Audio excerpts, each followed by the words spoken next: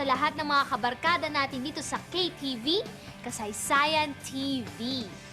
Noong nakaraang episode, nalaman natin na bagamat para sa common tao ang plataporma ng pamahalaan ni Presidente Magsaysay, hindi pa rin nakaahon sa krisis sa ekonomiya ang bansa dahil sa kakulangan ng mga economic strategies.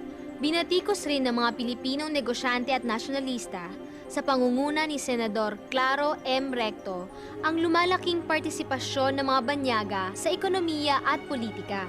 Nang maging Pangulo si Carlos P. Garcia, naging centerpiece ng kanyang administrasyon ay ang Filipino First Policy. Ano nga ba yung Filipino First Policy? For President Garcia, the focus was on Philippine economic independence. He espoused the Filipino First policy, giving priority to Filipino products and Filipino entrepreneurs and industrialists, setting the stage for import substitution and the flourishing of Philippine industries. Ito yung panahon na medyo umunti yung resources ng lipunan. Kaya ang nakita ni Garcia na paraan doon para yung kapital ay iukol, no? Yung hawak ng pamahalaan, halimbawa yung mga resources na pwede ipautang, saka yung dolyar mismo, yung holdings ng central bank ng mga dolyar, yung mga dollar reserve natin, pwede lang gamitin yan ng mga kapitalistang Pilipino. Kasi naniniwala si Garcia na ang paraan ng pagpapaunlad sa lipunan ay sa pamamagitan ng lokal ng mga kapitalista. Kaya nga Filipino First. Ibig sabihin, kung mag-i-import ka ng mga gamit sa industriya, ikaw ay merong preferential treatment. Ikaw ang mauna sa pagkuha ng limitadong dolyar o foreign exchange na nandun sa central bank.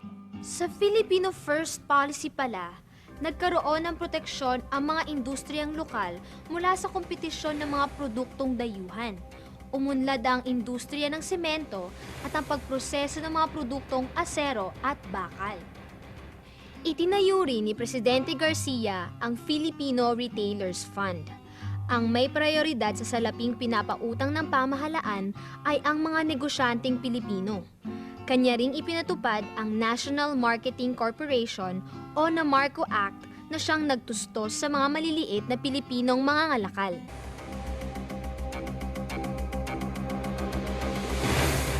Ang bida ng bayan natin ngayon ay ang mga negosyanteng Pinoy. Dahil sa kanila, lumawak ang industriya dito sa Pilipinas. Nagtatag siya ng mga pagawaan at mga industriya na nagpasigla sa ekonomiya ng bansa. Dumami ang trabahong mapapasukan ng mga tao at nagsimulang magkaroon ng mga produktong gawa sa Pilipinas.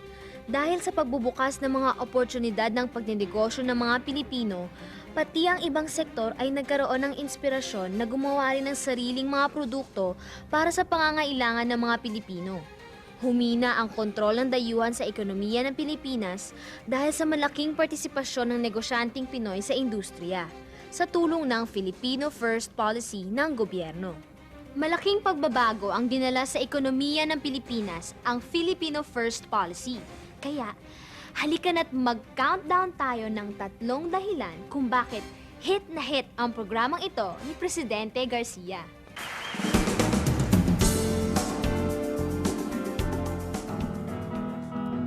So why don't we build it up? Industries, baby, so we won't be down. Why don't we build it up?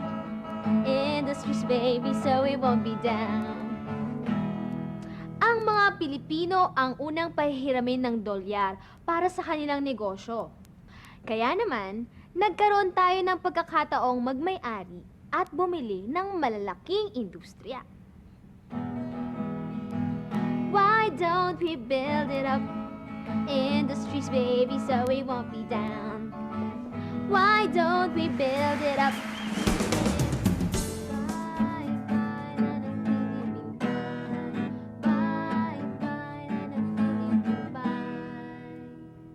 Tumpak! Bayan ng sariling atin dahil mapapasakamay ng mga Pilipino ang pag-unlad ng industriya at ng retailing industry.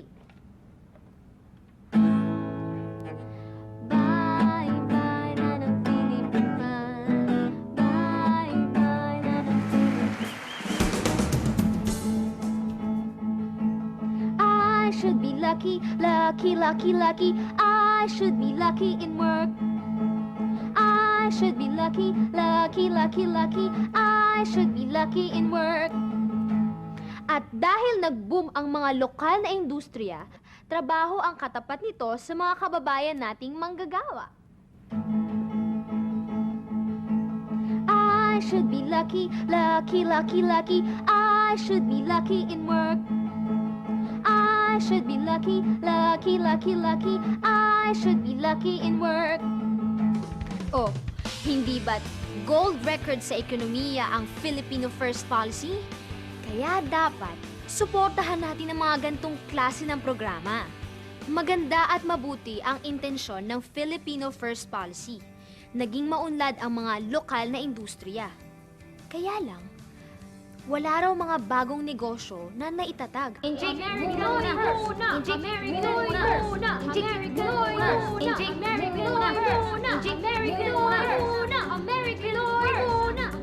We protest. This is unfair to us. The policy discriminates against foreign investors. Kaming mga nasa American Chamber of Commerce ay hindi sangayon dito. Pag hindi tinanggal ang Filipino First Policy na ito, mawawala ng suporta si President Garcia sa susunod na eleksyon. Paano naman ang karaniwang Pilipino? Paano naman ang ibang sektor ng lipunan? Filipino first lang sa kalakalan, pero hindi lahat ng Pilipino sa buong bayan. Di totoo yung Filipino first. Mayayamang Pilipino lang ang nakikinabang. Paano naman kami? Kami dami gusto negosyo, pero dapat in-check first. Alam kasi ng Filipino First Policy, parang sinasabi mo, basta Pilipino, pagbigyan natin. Basta Pilipino, okay lang yon. Pero halimbawa, niloloko ka, o yung mga produkto talagang masama, pero gawang Pilipino, bibilhin mo pa ba yan? Should you encourage Filipinos to support poor quality production? Yan ang katumbas ng Filipino First Policy. Parang sinasabi mo, basta Pilipino, pangit o hindi, basta Pilipino, dun tayo. Tayo